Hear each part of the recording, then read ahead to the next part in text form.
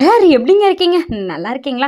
இந்த கேக்கு ஃபுல்லாவே கஸ்டமைஸ்டு இந்த மாரி இருக்கணும், இப்படி இருக்கணும் அப்படிங்கிற மாரி ஃபாண்டன்ட்ல வேண்டாம், சாக்லேட்ல தான் வேணும் அப்படிங்கிற மாரி மேம் சொல்லியிருந்தாங்க. மேமுன்னு சொல்ல முடியாது, என் ஃப்ரெண்டுன்னு சொல்லலாங்க, பக்கத்து வீடுங்க.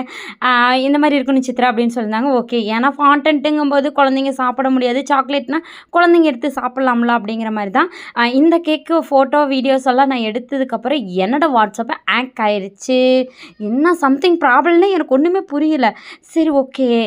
ஏதாவது ரினியூல் பண்ணிடலாம், ஏதாவது பண்ணிடலாம் அப்படிங்கிற மாரி தான் விட்டுட்டேன். அந்த நடுவுல என்னோட ஸ்டூடெண்ட்டு எனக்கு ஒரு ரிவ்யூ மெசேஜ் அனுப்பிச்சிருந்தாங்க. அத படிச்சோனே ரொம்ப ஹாப்பியா இருந்துச்சு. பட் ஆனா அவங்களுக்கு நான் ரிப்ளை பண்றது கொஞ்சம் லேட் ஆயிருச்சுன்னு வச்சுக்கங்க. அதுக்கப்புறம் நான் சொல்லிட்டேன்.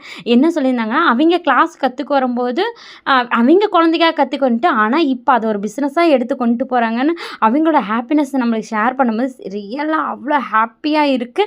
ஏன்னா ஒவ்வொரு ஸ்டூடெண்ட்டும் இந்த மாரி இருந்து இந்த மாரி மாறிக்கங்க. உங்களுக்கு இந்த மாரி கிளாஸஸ்ன்னா நம்ம டிடிகே கார்ட்ட மறக்காம ஃபாலோ